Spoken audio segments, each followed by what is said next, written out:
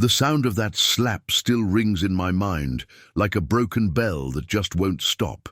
It wasn't just the noise of my own son's hand striking his mother's face that froze my blood that Sunday night. It was what came after. The applause from my daughter-in-law, his laughter, the words that spilled from his mouth like distilled poison.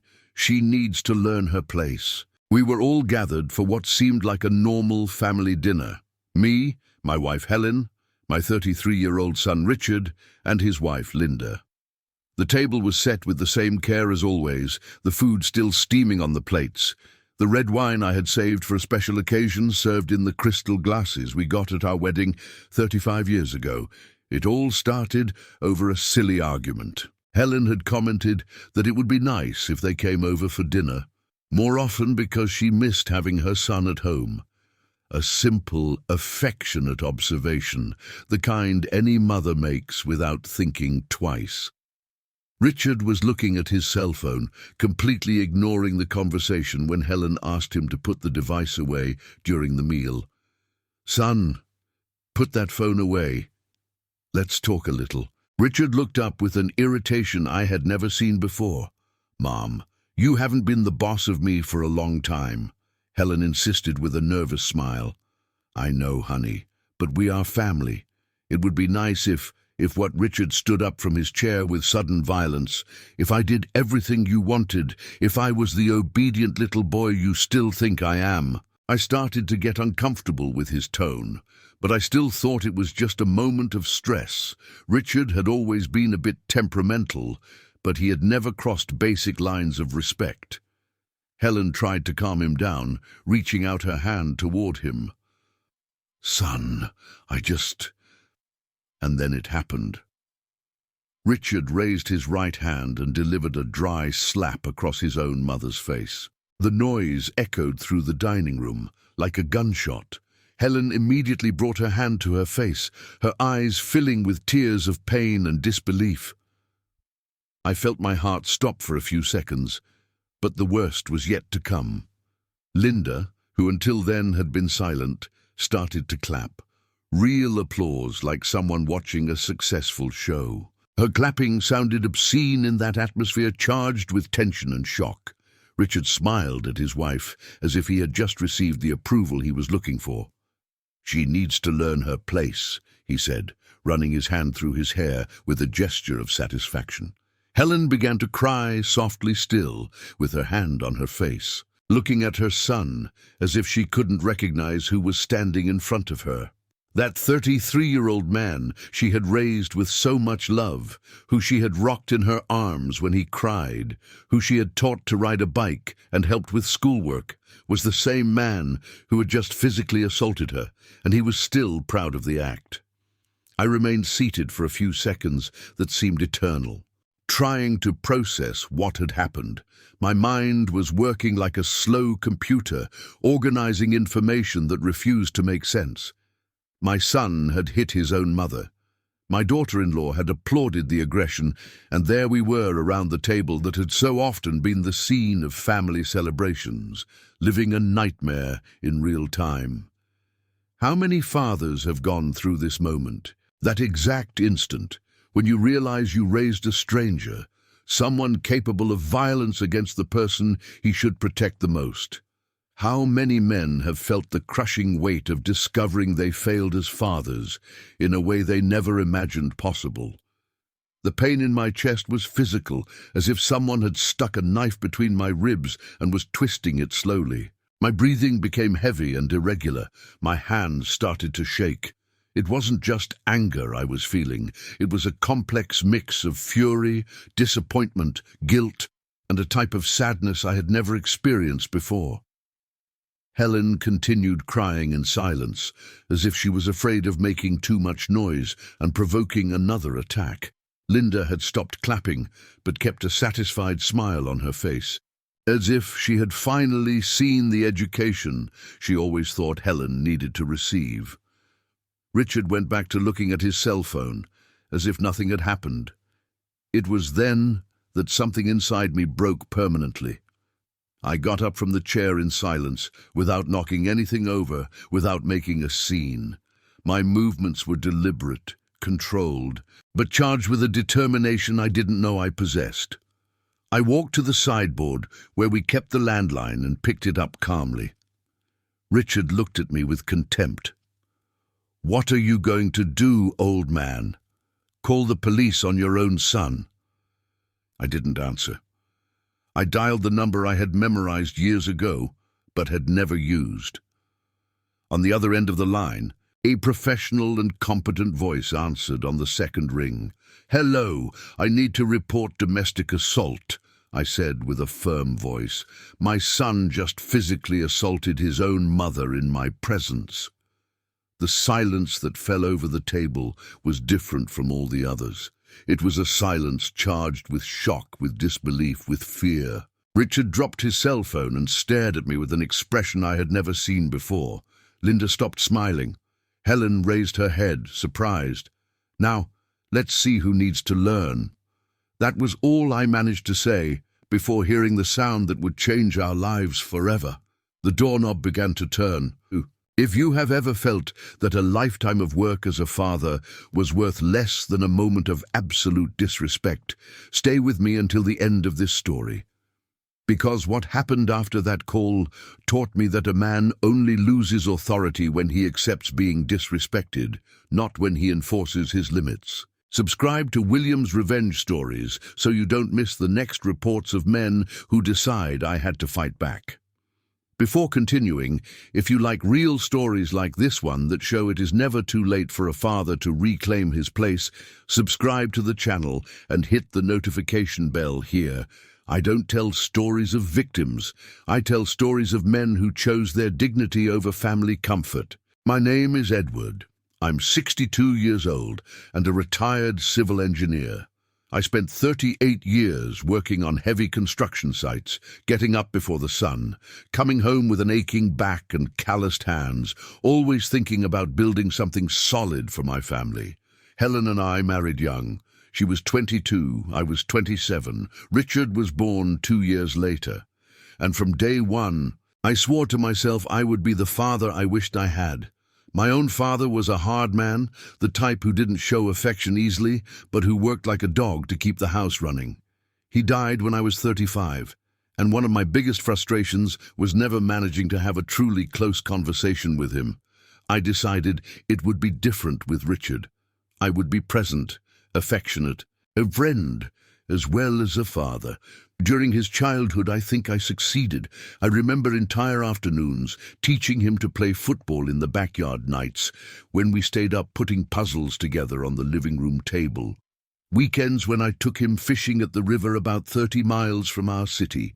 Richard was a sweet boy, intelligent, curious. He asked questions about everything. He wanted to understand how things worked. He dreamed of being an engineer like his dad. Helen was always a dedicated mother too, perhaps even overly protective. I used to joke with her myself.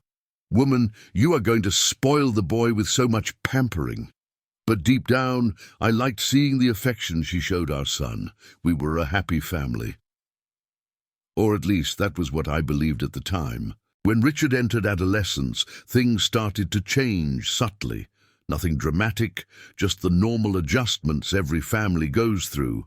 He became more rebellious, more questioning, less interested in spending time with us. I understood that was part of growing up. Helen suffered more. She missed the closeness she had with him as a child, but I always reassured her, "It is just a phase, honey. Every teenager is like this." During high school, Richard started dating a girl from school. Linda was pretty. She came from a family with more money than ours, and from the beginning she seemed a bit arrogant to me. But Richard was in love, and I respected his choice. Helen tried to get close to the girl, invited her to eat with us on Sundays, asked about her studies, took an interest in her life. Linda always answered politely, but I sensed a coldness, a distance that she never managed to break. When Richard finished high school, I expected him to pursue engineering like he had always said he wanted. But he surprised me by announcing he would study business administration. "The future is in business, Dad. Engineering is a thing of the past." I felt disappointed, but I didn't show it. A father shouldn't impose his dreams on his children, I thought. The important thing was that he went to college. During his college years, Richard started to change in a way I couldn't identify at the time. He became more materialistic, more concerned with brands, with status, with appearances. He started criticizing our house, saying it was small, that the neighborhood wasn't good enough, that we needed to upgrade. Helen was hurt by those comments, but I always defended our son. He is learning to dream big. Honey, that is a good thing. When Richard and Linda got married 5 years ago, I spent my savings to help with the party. It was a wedding, expensive, and an elegant hall they chose with more than 200 guests. The gift registry was full of items that cost more than I earned in a month, but I wanted my son to be happy, and if happiness for him meant that party, I would make the sacrifice. After the wedding visits to our house became rarer, Richard and Linda lived in an apartment downtown, and there was always an excuse not to come on Sundays. Work commitments, social events, trips. Helen missed him. She called constantly to know how they were sent food, offered help with anything. I sensed she was trying too hard to maintain a closeness that no longer existed naturally. In the last 2 years, I started noticing more subtle changes in Richard's behavior toward his mother. When she called, he got impatient. When she asked questions about his life, he answered rudely. When she offered food or help, he treated her as if she were an inconvenience. I talked to Helen about this. "You are being a little clingy, honey. Give him space to breathe." But Helen couldn't pull away. Richard was her only son, the center of her world for 33 years. She had dedicated her entire life to taking care of him, and now she didn't know how to fill the void his independence had created. I understood her pain, but I also considered it natural for a married man to want his privacy. What I didn't realize was that Richard's impatience was transforming into something much more sinister. What I interpreted as a desire for independence was actually the construction of a mentality of superiority constantly fueled by Linda, who had always seemed resentful of the attention Helen gave her son. Linda came from a family where relationships were colder, more distant. Her mother was a successful businesswoman who outsourced almost all child-rearing to nannies and private schools. For Linda, Helen's dedication was excessive, unnecessary, even irritating, and she started planting those ideas in my son's head without me knowing my daughter-in-law was poisoning my son against his own mother. Seemingly innocent comments. "Your mom is very clingy, isn't she? Doesn't she have other interests besides you? My mom was never like that. She always respected my space. A woman her age should have her own life." Richard, who had always been close to his mother, began to see that closeness through his wife's eyes. What was once love and care was now interpreted as invasion and dependence. What was once affection was now seen as suffocation. And worst of all, he started thinking he had the right, maybe even the obligation to educate his mother so she would learn her place. I was blinded by paternal love and by the trust I always had in my son's character. So I didn't see any of this. I saw only a young adult trying to establish his independence, something I considered natural and even healthy. When Helen complained about his rude manners, I always asked her for patience. "He's going through an adjustment phase, honey. It will pass soon."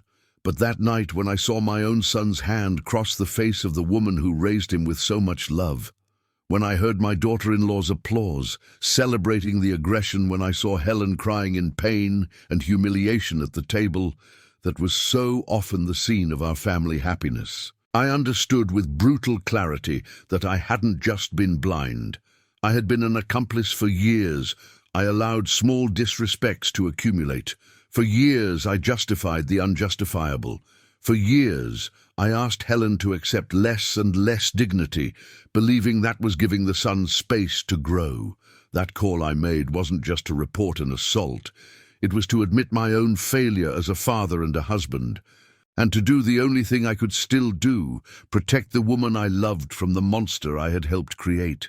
There are silences from a father that weigh more than screams. There is blindness that hurts more than any slap.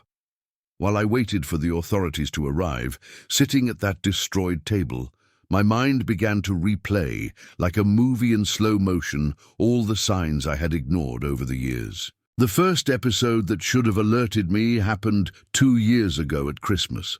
Helen had struggled for weeks to prepare the perfect dinner.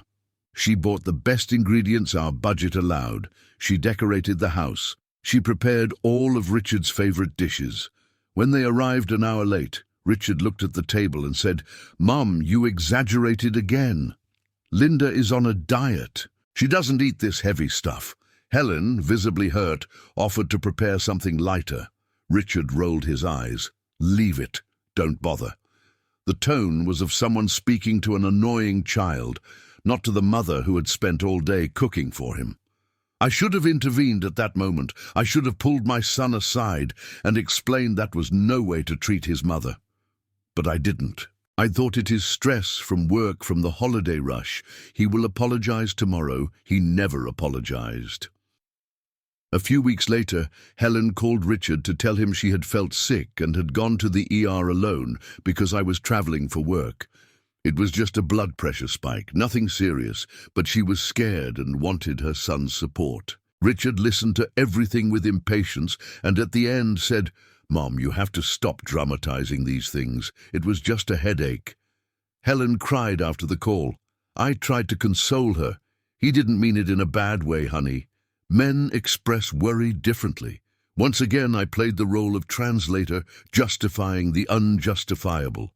The pattern repeated several times. Richard started treating any manifestation of affection or concern from his mother as neurosis, as exaggeration, as something inconvenient that needed to be contained.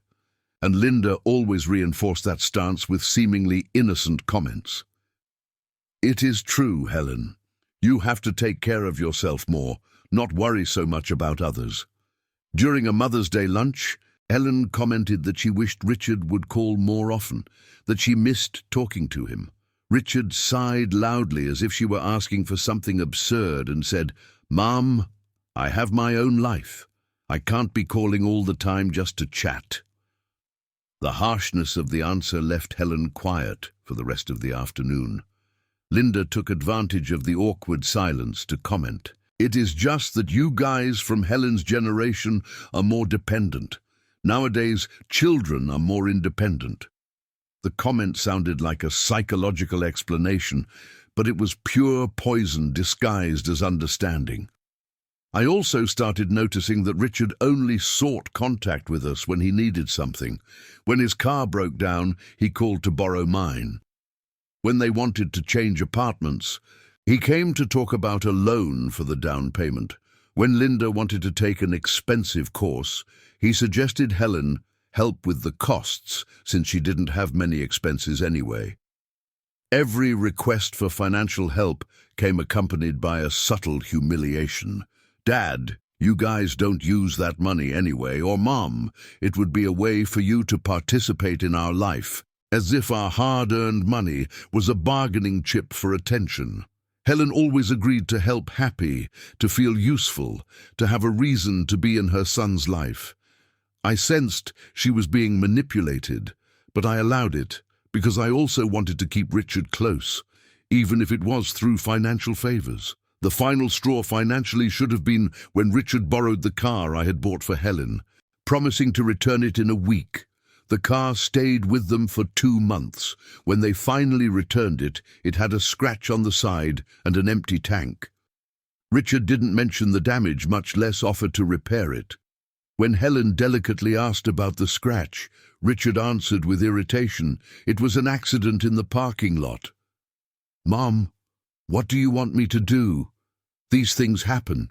The coldness with which he treated her well-being, the total lack of responsibility, should have been my limit. But I kept justifying, "It is just a scratch, honey. The important thing is, no one got hurt." Richard's behavior toward our values also changed drastically. He started making derogatory comments about our house, our neighborhood, our lifestyle. "Dad, you guys should think about moving to a better place, or this house is looking old. It is time for an update." Linda always added, "It is true, Edward.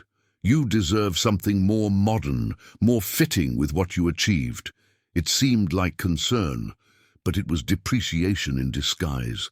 When Helen got excited talking about some soap opera she was watching or some new recipe she had learned, Richard interrupted her with impatience. "Mom, don't you have more interesting topics? Or worse, you should get something to do instead of watching that nonsense." Linda was always ready to explain her husband's behavior. "Oh, Helen, it is just that Richard works with very cultured people, right? Sometimes it is difficult for him to adapt to simpler conversations." The comment was a dagger wrapped in silk. Helen started to censor herself, to be afraid to talk about her interests, to feel inferior in the presence of her own son. I saw her self-esteem being slowly corroded, but I couldn't identify exactly how this was happening. What hurts me most to remember are the occasions when Richard simply ignored his mother. During family conversations, he answered only what I said, as if Helen were invisible. When she asked a question, he answered, looking at me as if her words didn't deserve direct attention. On her 60th birthday, Helen struggled to organize a special lunch. She bought expensive ingredients, prepared elaborate dishes, decorated the table. Richard arrived 2 hours late, ate quickly without praising anything, and left right after dessert, saying he had important commitments. Helen spent the rest of the day putting away the food she had prepared for a party that never happened. That night, I found her crying in the kitchen. "I think I'm losing my son," she said between sobs. "I don't know what I did wrong." I consoled her as always. "You didn't do anything wrong, honey. Richard is just going through a phase. He still loves you very much." But deep down, I was also starting to suspect that something was very wrong.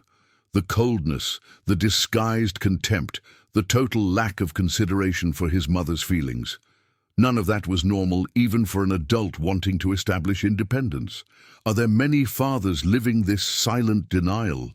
How many men know something is wrong, but prefer to believe it is just a phase, instead of facing the reality that they failed in raising their children? The episode that should have been my definitive awakening happened 6 months ago. Helen had a severe anxiety attack, something that had never happened before. We had to take her to the hospital. I called Richard, immediately explaining his mother was sick and we needed him. "Is it serious?" he asked with the tone of someone being interrupted during something important. "She is having trouble breathing. She's very agitated," I explained. "Dad, those women things are usually psychological. It is nothing serious. If it is really serious, call me later." He hung up. He didn't show up at the hospital. He didn't call to know how she was. When Helen was discharged the next day, he sent a message.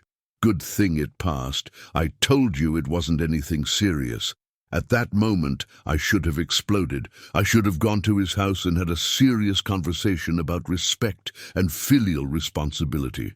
I should have set clear limits on the unacceptable behavior that was becoming the norm, but I did nothing. I kept justifying. I kept asking Helen to have patience. I kept believing that deep down he was still the sweet boy I had raised.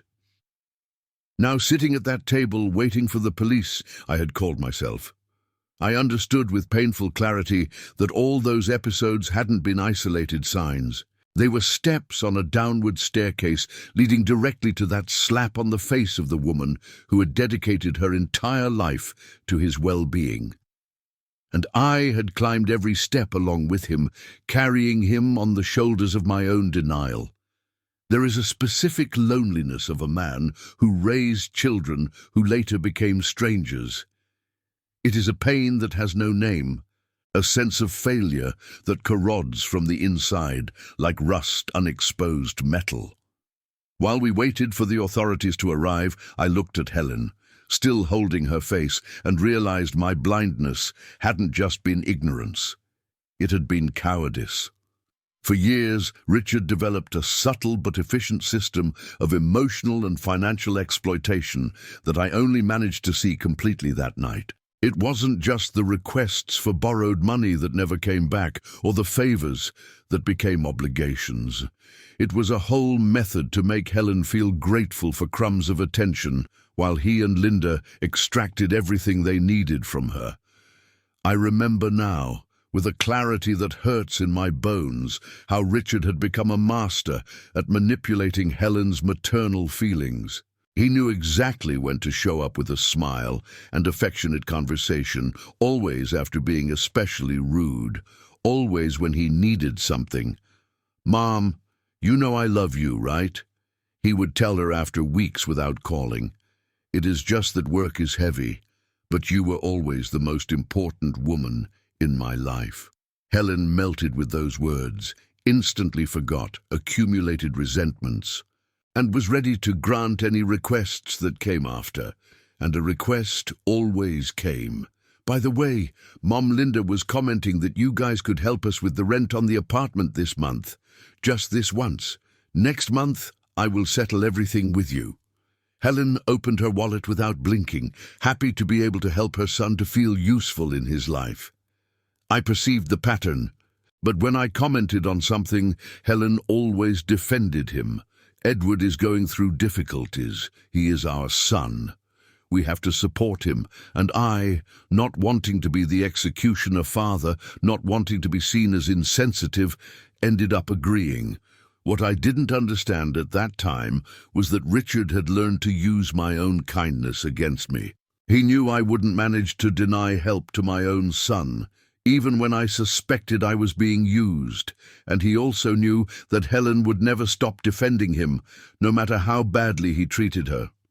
Linda was even more subtle in her cruelty. She developed the art of humiliating Helen, through poisoned compliments and seemingly innocent comparisons. "Oh, Helen, you are so dedicated to the family." My mom was never like that.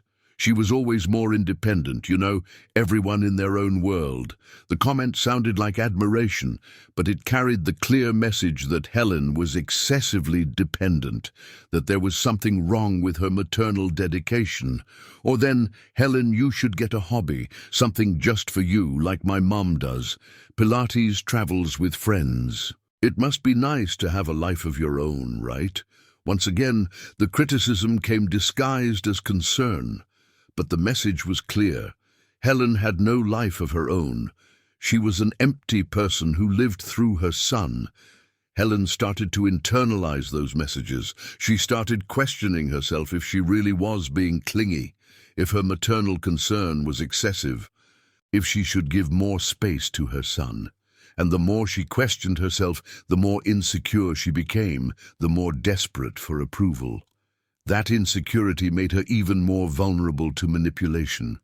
Richard learned that it was enough to threaten to pull away for Helen to give in to any demand. "Mom, if you keep pressuring me, I'm going to stop coming here." It was a phrase he used whenever Helen tried to set some limit or express some resentment. The fear of abandonment was stronger than dignity. Helen preferred to accept any treatment rather than run the risk of losing her son permanently. And Richard exploited that fear with the precision of a surgeon. I watched that psychological game without managing to name it, without managing to intervene effectively. As a man, I had been educated to solve practical problems, not to deal with subtle emotional manipulations. When Helen complained about her son's behavior, I offered direct solutions. Then don't lend him any more money or stop calling so much. But that didn't solve the real problem, which was Richard's sick need for control and superiority. The financial exploitation also followed a cruel pattern. Richard always asked to borrow, never as a donation. This created an illusion that he respected our financial condition, that it was just a temporary difficulty. But the money never came back. And when he was questioned about this, he always had an excuse ready. "Dad, an emergency came up. I had to use the money for something else. But next month I will settle with you, or you guys know I am good for it. It is just one more month," or even, "Wow, I thought that between family these things didn't need to be so formal. He had developed the skill of making us seem petty for collecting what was ours by right, as if paternal love should be measured by our willingness to accept financial loss, as if questioning the loans was a lack of trust in the son, and Linda always reinforced that narrative. "Oh, Uncle Edward, you know Richard always meets his commitments. He is just going through a difficult patch at work." Or, "You guys are so generous. We are very lucky to have a family that supports us." The compliments were hooks to keep us willing to continue supporting, even when the support was transforming into sustaining a lifestyle they couldn't afford alone. What shames me most to remember is how I allowed Helen to be treated like an unpaid employee in their lives. Whenever they needed something, a special meal, washed clothes, a clean house to receive visitors, they called Helen. And she, happy to feel needed, met all the requests. "Mom, can you make that tres leches cake Linda likes? We're going to have some friends over." Helen spent all day cooking, packed everything with care, and they stopped by quickly to pick it up without even coming in to talk. "Helen, don't you want to give us a hand tidying up our apartment? Richard's mom is coming." Linda spoke of Helen as if she wasn't Richard's mother, as if she were just a convenient service provider. Helen accepted everything because every request was proof that she was still important in her son's life. But I should have realized that they didn't see her as a mother and mother-in-law, but as an employee who worked for free in exchange for crumbs of affection. The most painful humiliation I witnessed happened on Helen's birthday 8 months ago. She had commented weeks before that she would like to have dinner all together at a nice restaurant to celebrate her 58th birthday. Richard agreed. He said he would take care of organizing everything. On the day of her birthday, Helen got ready with care. She chose the nicest dress she had. She was radiant with expectation. Richard called in the middle of the afternoon. "Mom, it is going to have to be another day. A work commitment came up that I can't cancel." Helen tried to hide the disappointment. "That is okay, son. We will leave it for the weekend. It is just that on the weekend we are going to travel. Let's leave it for next month." "Okay." The birthday was celebrated just between the two of us at home, with a cake I bought at the last minute. "Really?" Helen tried to smile, but I saw the pain in her eyes. "He must be really busy." "Really?" she said, more to herself than to me. We discovered later through a photo on Facebook that Richard and Linda had gone to a barbecue at a friend's house that same day. It wasn't a work commitment. It was simply priority. Friends were more important than his mother's birthday. When I confronted Richard about the lie, he answered with irritation, "Dad, you guys make drama over anything. It was just a birthday. We celebrate another day." As if the disrespect was our fault for making drama, not his for lying. This is the type of violence that doesn't leave a visible mark, but goes on corroding the victim's soul slowly. Helen started accepting less and less, contenting herself with less and less attention, feeling grateful for every crumb of consideration. And I, as a man raised to solve concrete problems, didn't know how to fight that type of subtle cruelty. The exploitation had become so systematic that they created a mental calendar of our resources. They knew when I received my pension, when Helen had some money saved, when we could be triggered for another financial emergency. And I allowed all this because I confused paternal love with complacency, because I confused family support with acceptance of disrespect. How many fathers make this same mistake? How many men confuse being a good father with being an overly permissive father? That night, looking at Helen with her face marked by her own son's slap, I understood that my hesitation in confronting Richard hadn't been wisdom or patience. It had been pure cowardice.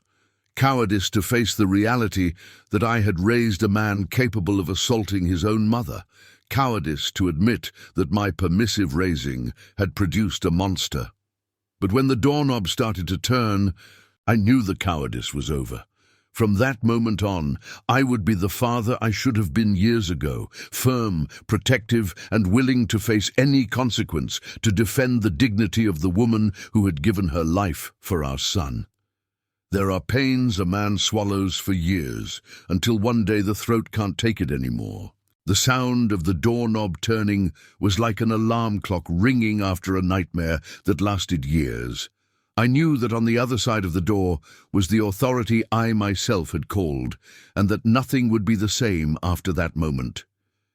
Richard watched the door with an expression I had never seen on his face. It was pure fear, the fear of someone who always counted on impunity, and suddenly sees himself facing consequences.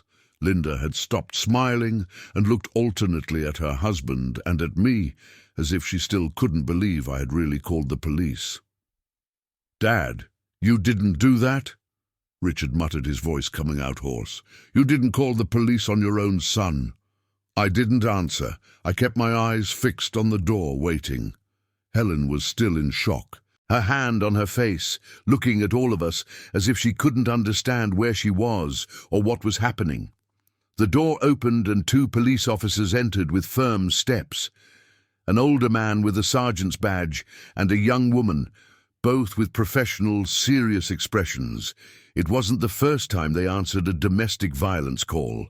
That was clear in the way they quickly assessed the scene. "Good evening, we received a call about domestic assault at this address," said the sergeant, looking at each of us. "Who made the call?" I stood up slowly. It was me. My son physically assaulted his own mother in my presence. Richard jumped up. "Dad, this is a misunderstanding.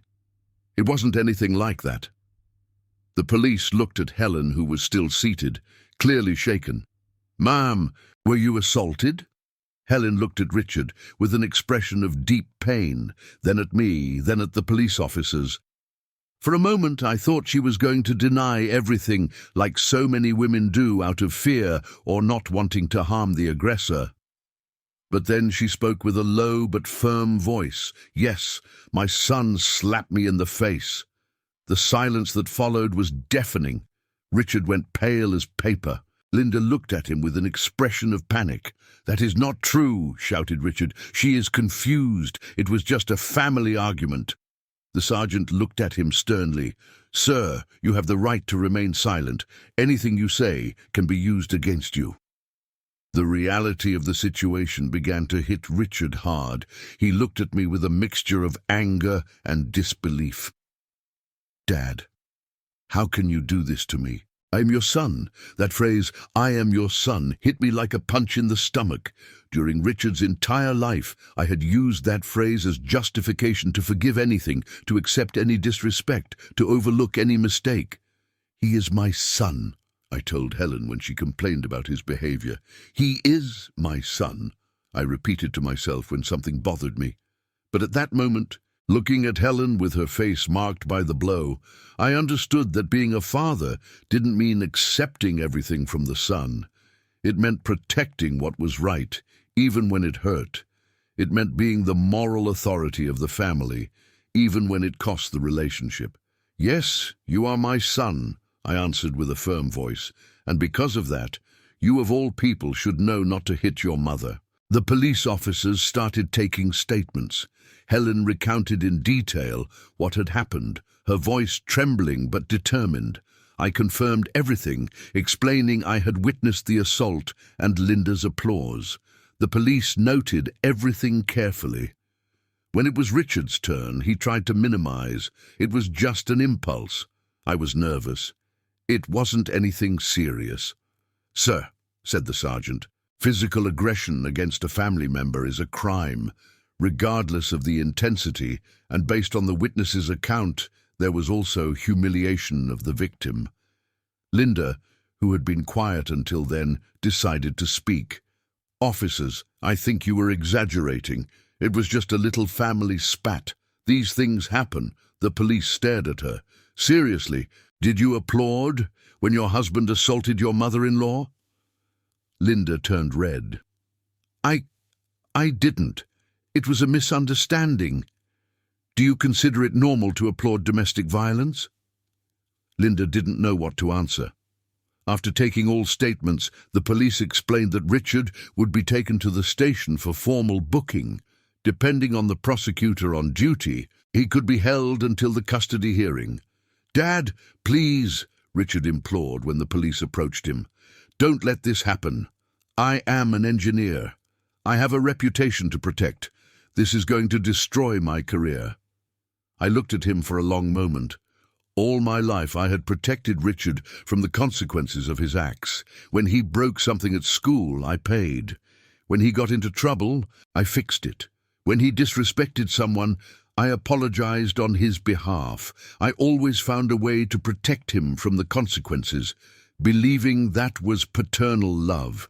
But that night, looking at Helen, still trembling with fear, I understood that protecting Richard from the consequences of his acts had been the worst thing I could have done as a father. I had raised a man who felt entitled to assault without consequences because he had never faced any. "Richard," I said with a heavy voice, "you destroyed your own career when you raised your hand against your mother." The police let him out. He shouted that this was an injustice, that I would regret it, that he would never forgive me. Linda followed him, crying and insulting all of us. When the door closed, the house fell silent. Helen and I were left alone in the dining room, with the plates still on the table, with the food getting cold, with the pieces of our family scattered on the floor. Helen looked at me with an expression I will never forget. It wasn't anger, it wasn't gratitude, it was a mixture of relief and deep sadness. "Edward," she said softly, "thank you." I hugged her, feeling her body tremble against mine. "Helen, forgive me for taking so long to do this." She cried on my shoulder, a long cry of years of accumulated pain finally being released. And I cried too, not just for her pain, but for the loss of the son I thought I had raised. That night, after Helen finally managed to sleep, I stayed awake in the living room, looking at the table where it had all happened. I realized that call to the police hadn't just been to protect Helen. It had been my last chance to be truly a father. In the following days, I had to face the reality of my decisions. Richard was released after the custody hearing, but with a restraining order preventing any contact with us. He tried to call several times, sent messages, even showed up on our street. But the police always sent him away. Linda called once hysterical, saying I had destroyed their marriage, that Richard was desperate, that I was an unnatural father. I hung up the phone in the middle of the conversation. Neighbors commented, some with discreet support, others with silent judgment. I didn't care. For the first time in years, I was sleeping with a clear conscience. Helen took weeks to come out of the state of shock. She spent hours sitting on the porch, staring at nothing, as if she were still processing what had happened. I respected her. Silence stayed close without pressuring. "Edward," she asked me one morning, "do you think I did something wrong for him to turn out like this?" "Helen, you dedicated your life to that boy. You gave love, care, attention. You sacrificed your own dreams. If he became what he became, it wasn't your fault. Then why does he hate me so much?" "He doesn't hate you, Helen. He despises you, and that is worse because hate is still an intense feeling. Contempt is total indifference for the person's value." Little by little, Helen started to recover. Not completely. Some wounds never heal completely, but enough to live again. She started going out more, talking to neighbors, taking care of the garden she had abandoned. I also changed. I stopped justifying the unjustifiable, stopped pitting Richard. I understood that being a father doesn't mean accepting anything from the son, but teaching limits, even if it is too late. 3 months after the episode, Richard tried an approach through a mutual acquaintance. He sent word that he wanted to talk, that he was sorry, that he wanted to ask for forgiveness. Helen hesitated. "Do you think we should give him a chance?" I thought long before answering. "Helen, he is only sorry because he faced consequences. For years he disrespected you without any consequence. And the disrespect only increased. If we back down now, he is going to understand that he can assault because in the end, we always forgive. But he is our son, Edward. Exactly. And as our son, he needs to learn that some bridges once burned cannot be rebuilt. We decided to maintain the distance, not out of revenge, but for protection. Protection for Helen, who was learning to live without fear. Protection for our dignity, which was being rebuilt slowly, and protection for Richard himself, who needed to understand that being a son wasn't a blank check to assault the one who loved him most.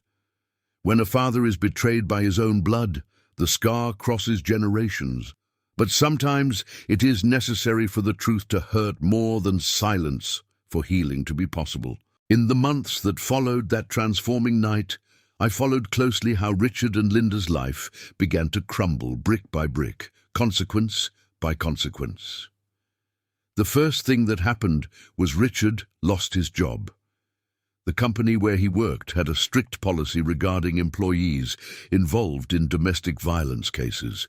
When Human Resources found out about the restraining order, because these things always leak in small towns, he was invited to resign voluntarily to preserve the company's image.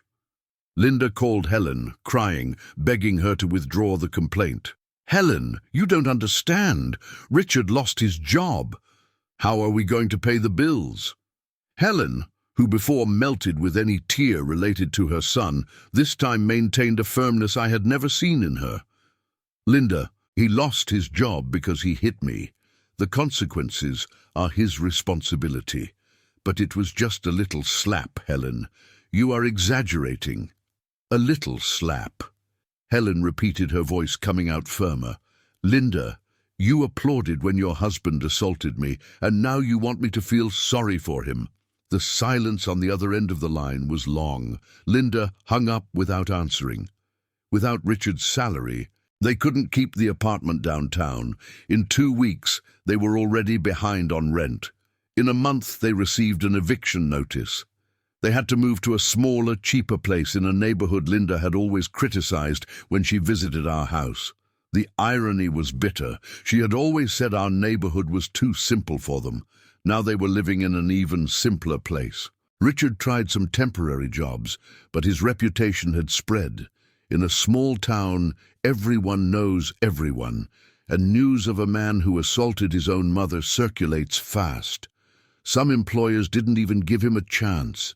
Others fired him after a few days, always with polite excuses about staff reduction or profile incompatibility. One afternoon I ran into Richard downtown. He was coming out of a store where he had apparently tried to apply for a vacancy. His hair was messy, his shirt wrinkled, his posture totally different from that arrogant man who had hit his mother months before. When he saw me, he stopped. For a moment, I thought he was going to approach, try to talk, but he just stood there looking at me with an expression that mixed anger, shame, and something that could be regret. I also stopped returning the gaze. I didn't feel pity. I didn't feel anger. I felt only a deep sadness for the man he could have been and chose not to be. He lowered his head and went on his way. Their economic situation deteriorated rapidly. Richard had always been the type who spent everything he earned and a little more. Without a fixed job with poorly paid sporadic work, soon they started facing real difficulties. Linda, who had always boasted about her designer clothes and her hair impeccably done at the most expensive salon in the city, now appeared on the street with the same dress repeated several times, her hair cut anywhere, her nails without polish. The most dramatic transformation, however, was in the dynamic of their relationship. When Richard had money and status, Linda admired him, supported him, encouraged him in all his attitudes, including the disrespect toward us. But now, seeing him unemployed, defeated, dependent on her to get the temporary jobs that appeared, she started showing what she really thought of him. "Richard, you should have controlled your temper," I heard her say once when they passed our street. Now look at the situation you created for us. Linda, this wasn't supposed to happen, he answered with a tired voice. Wasn't supposed to happen, Richard. You hit your mum in front of your dad. What did you expect to happen? It was interesting to observe how Linda, who had applauded the aggression, now spoke as if she had always been against it. Memory is a convenient thing when convenience is necessary for survival, but the hardest blow for Richard was yet to come. The company where he had worked for 5 years decided to sue him for breach of contract.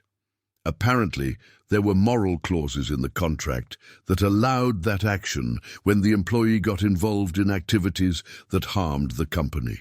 They wanted back part of the benefits that had been paid, including a car that was in the company's name, but that Richard used as if it were his. When we found out about this through mutual acquaintances, Helen was shocked. Edward, can they do that? They can, Helen, and they are doing it. Richard tried to hire a lawyer to defend himself, but lawyers cost money and he didn't have any. He ended up accepting a settlement that left him with considerable debt and without any of the assets he thought were his. Linda couldn't handle the pressure. 3 months after Richard lost his job, she communicated she was separating. This wasn't what I signed up for when I got married, she told a mutual neighbor who later told Helen, I married a successful man, not a violent, unemployed guy. The hypocrisy was impressive. She had encouraged and applauded the violence when Richard had money now that he was broke. The same violence became unacceptable. Richard despaired with the separation. He called Helen for the first time in months, crying on the phone, begging her to intercede with Linda. Mom, please talk to Linda. She can't leave me now. I need her. Helen held the phone with her hands trembling slightly, but her voice came out firm. Richard, you chose to hit me in front of her. She applauded. You two showed what kind of people you are. Now, you two solve your problems. Mom, I was nervous that day. I didn't mean to. Richard, do you want me to pity you because your wife is abandoning you? You who abandoned me emotionally for years. You who only called when you needed money. You who treated me like an employee. The silence on the other end of the line was long. Richard, Helen continued, her voice becoming firmer with every word.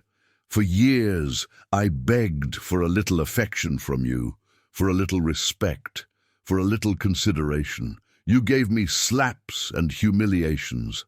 Now you are begging for affection from Linda, for respect, for consideration, and she has given you abandonment. Maybe now you understand how I felt during all those years. Richard hung up without answering. The separation was finalized quickly. Linda kept the apartment, which was in her name, and most of the assets. Richard was left with some clothes, some old furniture, and a considerable debt. He tried to move back in with Linda's parents, but they, who had always treated him politely for their daughter's sake, now made it clear he wasn't welcome. Richard, you brought disgrace to our family. Linda's father told him as I was told. It is better that you go on with your life far from our daughter. Richard ended up renting a small room in a boarding house in the cheapest neighborhood in the city. The man who had considered our house too small now lived in a space the size of our bathroom. One night, Helen saw him walking down the street where the boarding house is located. She had gone to pick up medicine at the 24-hour pharmacy and ended up passing by there.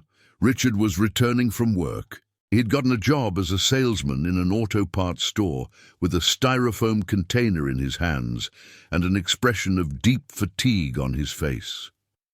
When Helen told me, I sensed she was emotionally moved by having seen her son in that situation. Edward, do you think we did the right thing? I hugged her slowly. Helen, we didn't do anything. He did. We just stopped accepting. But he is suffering. He is living the consequences of his decisions. For years, the one suffering was you, in silence without him caring. Now he is learning what it is to suffer for real. Helen cried that night, But it wasn't the cry of a victim anymore. It was the conflicted cry of a mother who loves her son, but who finally understood the difference between loving someone and accepting being mistreated by that person. Richard tried one last time a direct approach. He appeared at our door one Sunday morning, skinny with clothes that seemed too big, eyes sunken with fatigue. "Dad, I need to talk to you guys. I didn't open the gate." "Richard, you have a restraining order. You can't be here." "Dad, please. I just want to apologize. I learned my lesson." Helen appeared behind me. When she saw her son in that state, her eyes filled with tears. "Mom," Richard said, his voice breaking, "forgive me. I was wrong. I never should have raised my hand against you. I was going through problems. I was stressed, but that doesn't justify anything." Helen looked at me, asking for silent guidance. I knew she wanted to open her arms and hug that broken man who was on the other side of the gate, but I also knew it wasn't genuine repentance we were seeing. It was desperation. "Richard," I said calmly, "where was that repentance when you still had a job? Where was it when you were still married? Where was it when you still had a comfortable life at the expense of disrespecting your mother?" He lowered his head. "You are only sorry now because you lost everything, not because you finally understood the harm you did to your mother. If your life improves tomorrow, you will go back to treating us badly." "No, Dad. I swear no, Richard. For years you swore you respected your mother. For years you promised you would visit more. For years you said you would pay back the borrowed money. Your promises are worth nothing." Richard started crying right there on the sidewalk like a child, but it wasn't the tear of someone who recognizes his mistakes. It was the tear of someone lamenting the consequences of those mistakes. "So you are going to abandon me?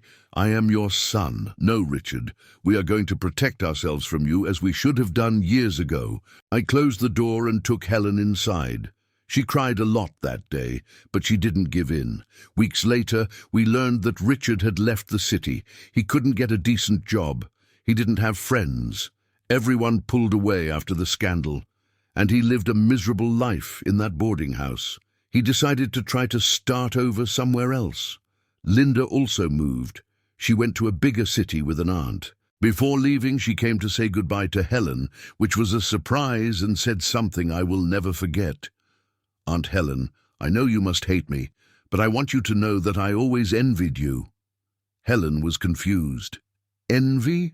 Why?" "Because Richard always loved you more than me. I tried for years to make him choose between you and me, and he never chose. Even when he mistreated you, even when he was rude, he still called when you got sick. He still worried. I wanted him to love me that way." Helen remained silent. "That is why I applauded when he hit you. Not because I thought it was right, but because finally he had done something that I knew you would never forgive. Finally I had won. And what did you win?" "Linda, nothing," she answered, starting to cry. "I won a man who hits his mom, and a man who hits his own mother at some point also hits his wife." That confession revealed what I always suspected. The evil hadn't been just Richard's. Linda had been the architect of our family's destruction, using my son's emotional weakness to satisfy her own sick need for control. After the departure of the two, Helen's life and mine changed completely. We stopped living in fear of the phone ringing. We stopped worrying about requests for money. We stopped accepting crumbs of attention disguised as filial love. The house became quieter, but it was a silence of peace, not abandonment. The same man who carried his son on his shoulders one day finds himself without ground to stand on. But sometimes it is necessary to lose the son you imagined you raised to find the man you really are. In the months that followed Richard and Linda's departure, Helen and I discovered something we had forgotten for decades: what it was like to live without fear. The first days were strange.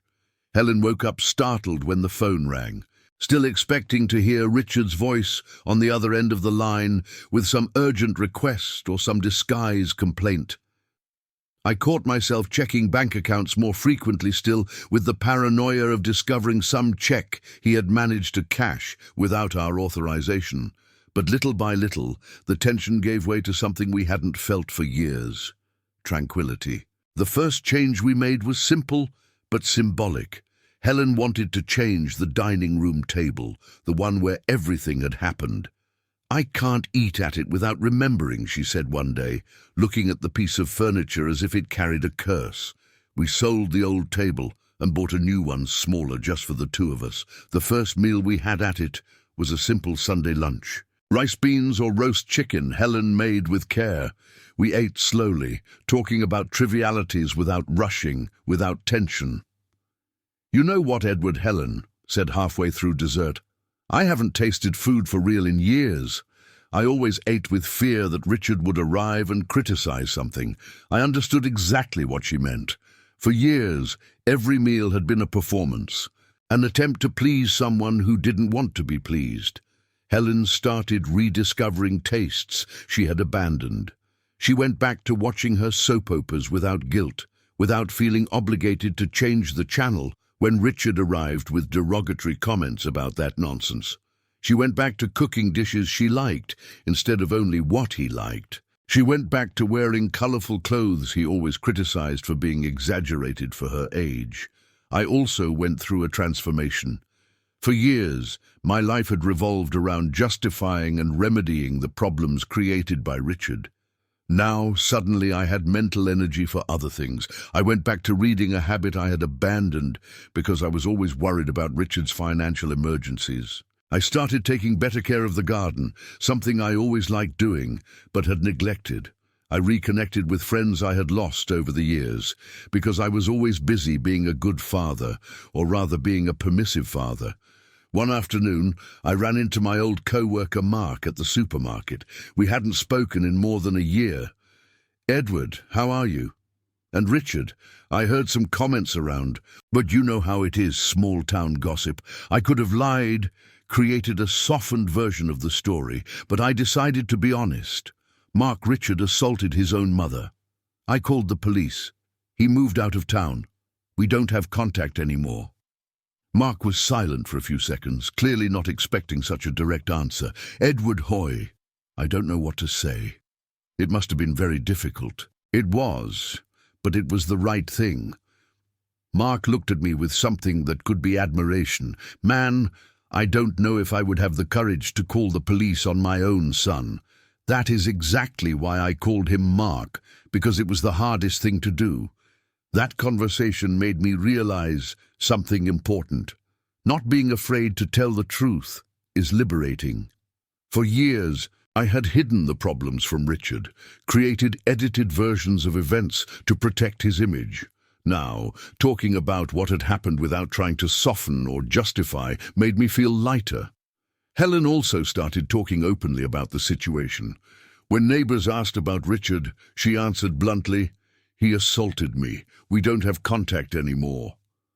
At first, this caused surprise and comments, but soon Helen realized that many women her age live similar situations with disrespectful children, only in silence.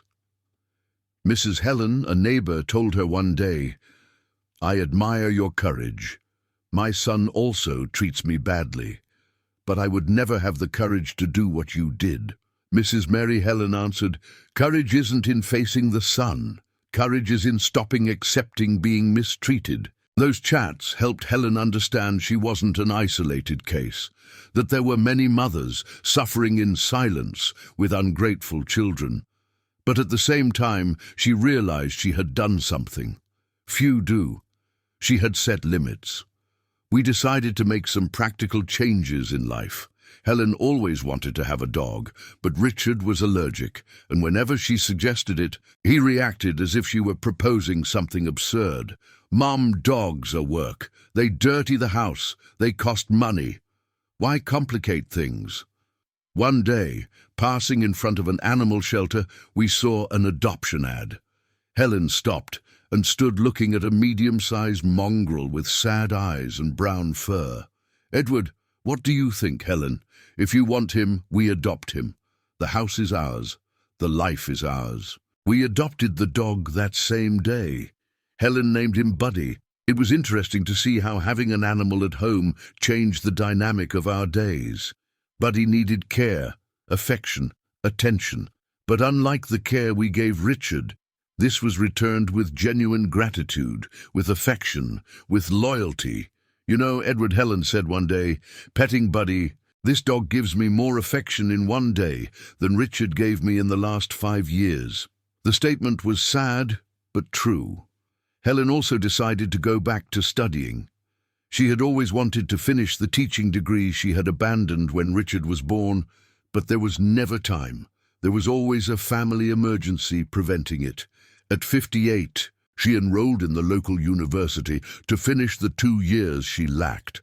"Helen, are you sure it is going to be heavy, studying at this age?"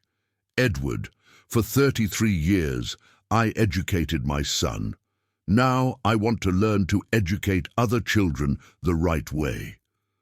Seeing her coming home with books under her arms, studying at the kitchen table, doing group work with classmates 30 years younger was one of the most beautiful things I witnessed in our life together. Helen had found a purpose that didn't depend on being a mother. I also made changes. I always wanted to learn guitar, but there was never time. With Richard married and apparently independent, I had thought about starting. But some crisis of his always appeared absorbing my energy. Now finally, I enrolled in a music course for seniors.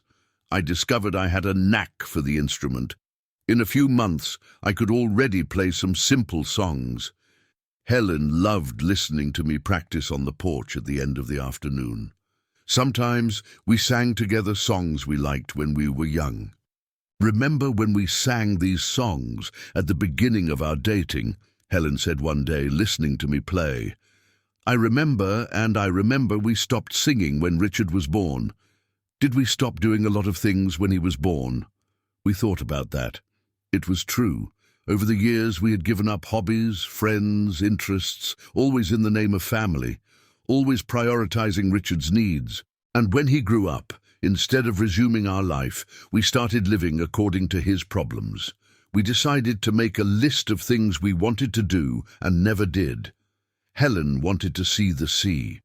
We had never traveled because Richard always needed something. I wanted to visit museums in other cities. We both wanted to have more time with friends. Our first trip was simple, a weekend at the beach, 2 hours from home. Helen got emotional when she saw the ocean for the first time at 58. "Edward, what fools! We were never to have done this before. It is never too late, Helen." She took off her shoes and walked on the wet sand like a girl. I photographed her with my cell phone, smiling with a joy I hadn't seen in years. In that photo, she doesn't look like a 58-year-old woman. Burdened with frustrations, she looks like a free woman. We started traveling regularly, nothing extravagant, simple weekend trips.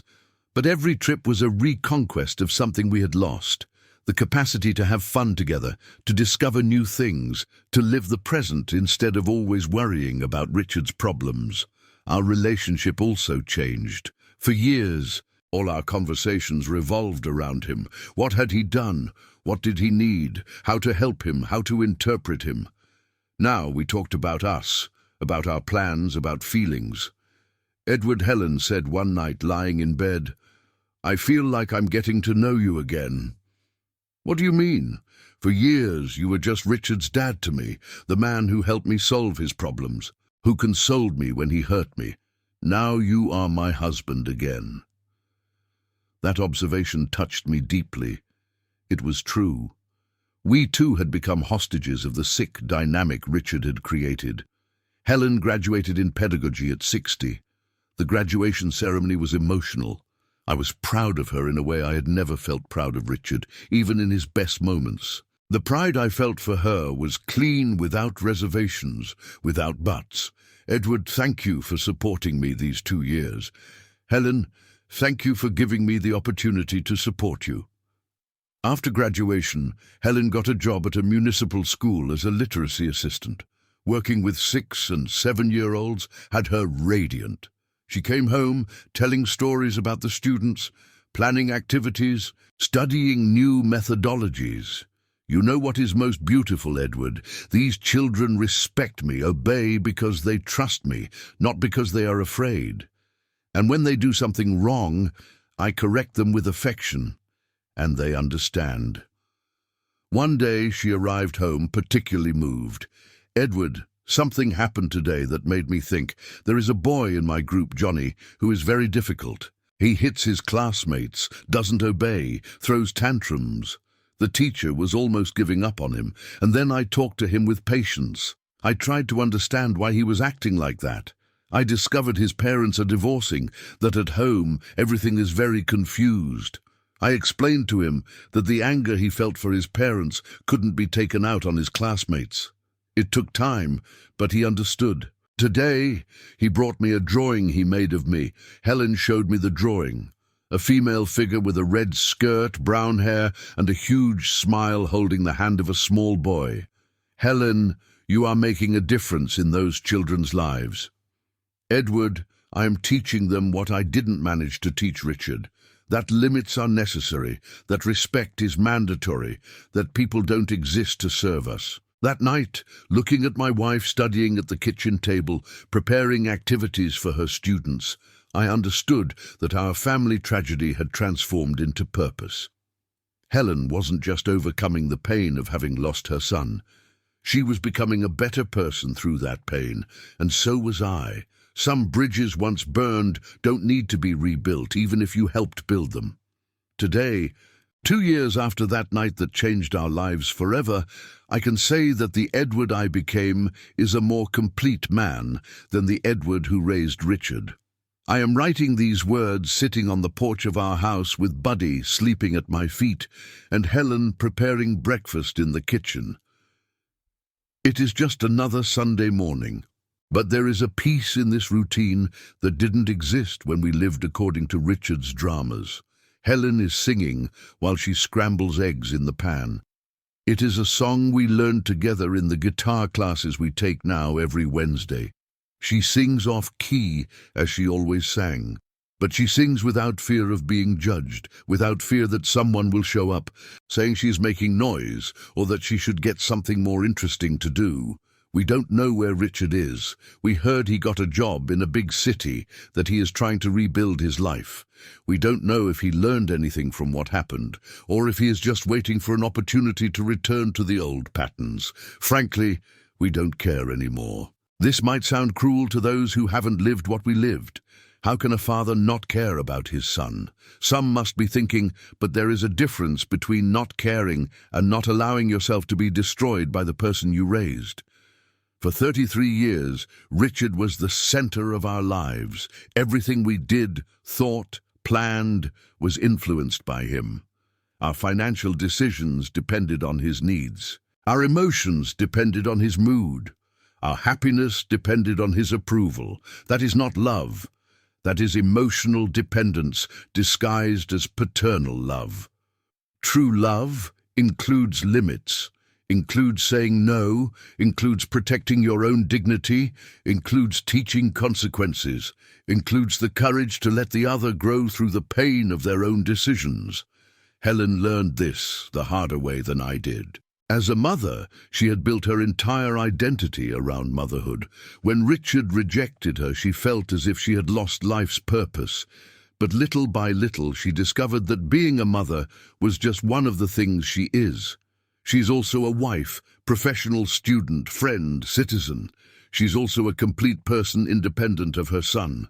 I, as a father, also had to deconstruct the idea that being a good father means accepting any behavior from the son. For years, I confused unconditional love with unconditional acceptance.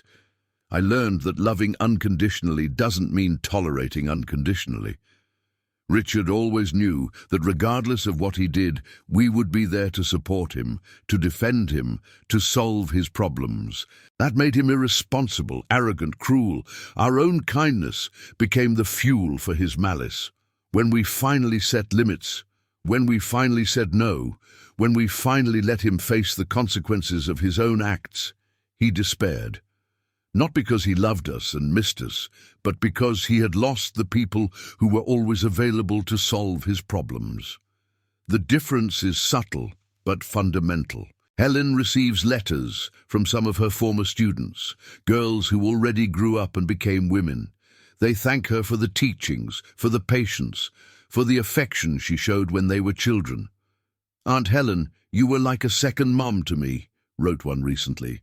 It is ironic that Helen is remembered with affection by children she educated for a few years, while the son she raised with full-time dedication for 33 years treated her like a nuisance. This taught me that it is not the intensity of our love that determines how we will be treated. It is the quality of the limits we set. I also learned that there are losses that are actually liberations.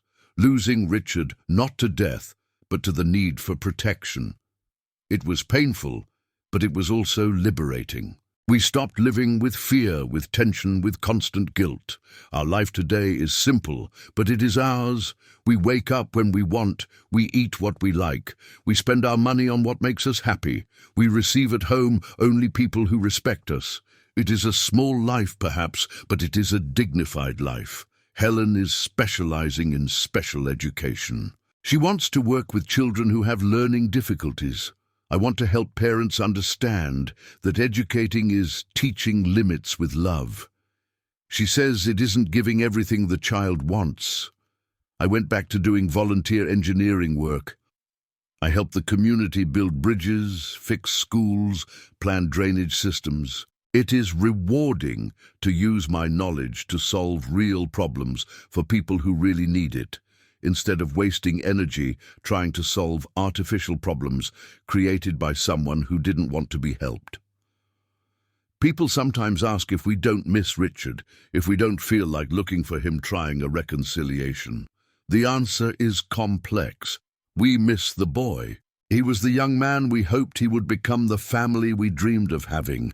But we don't miss the man he chose to become. We don't miss the humiliations, the manipulations, the constant stress. As for reconciliation, it would only be possible if Richard demonstrated genuine change, not just circumstantial regret. And genuine change takes years to prove. We are not willing to open our life again to someone who can hurt us again. Maybe that will change in the future. Maybe Richard really learns and grows. Maybe one day he will look for us. Not because he needs something, but because he finally understood the value of what he lost. If that happens, we will evaluate carefully, but our happiness no longer depends on that. Our life is not on hold waiting for him to improve. We move on. The most important lesson I learned is that being a father isn't a lifetime position of unrestricted acceptance. It is a responsibility to educate, protect, guide, and when necessary, set hard limits, even if those limits include estrangement. There are many fathers and mothers out there living what we lived, being mistreated by ungrateful children, being used financially and emotionally, being humiliated in the name of family love. To those fathers and mothers, I want to say, you don't owe your children anything beyond what you already lost during their upbringing.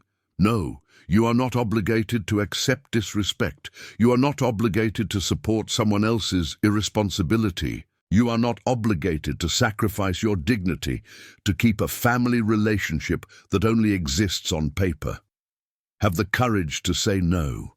Have the courage to set limits. Have the courage to protect yourselves. You raised your children to be independent, not to be eternal parasites of your lives. And if they choose to walk away because you refuse to accept mistreatment, let them walk away. A family that only exists at the expense of the humiliation of some members isn't a family. It is a prison. Today at 64, I am a man at peace. Helen at 60 is a fulfilled woman. We have projects, dreams, plans.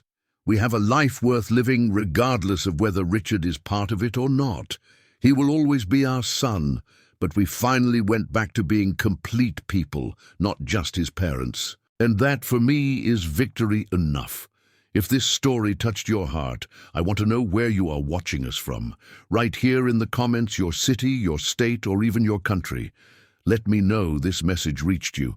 And if you know a father or mother who is accepting less than they deserve from ungrateful children, share this video because there are many parents who need to understand that valuing oneself isn't selfishness, it is necessity. If this report made you reflect, leave a comment telling where you are watching us from. Write also what you felt listening to this story. Tell me, have you ever had to set rigid limits with children? And if this story made you think, leave your like and subscribe to the channel to continue following real stories of parents who chose their dignity. Because here we don't tell stories of victims. We tell stories of new beginnings, sending love from here in Chicago. And remember, did you build much more than a family? Did you build a man who deserves respect? How many times do we parents swallow the lack of respect in the name of peace? How many parents are financing their own humiliation? I learned at 64 that a father doesn't need to accept crumbs from someone who received a banquet of opportunities. That being a father doesn't mean being exploited, and that never, but never, is it too late for a man to stand up and choose his own dignity. Subscribe to the channel, hit the notification bell, and share this story with whoever needs to hear that limits are acts of self-love.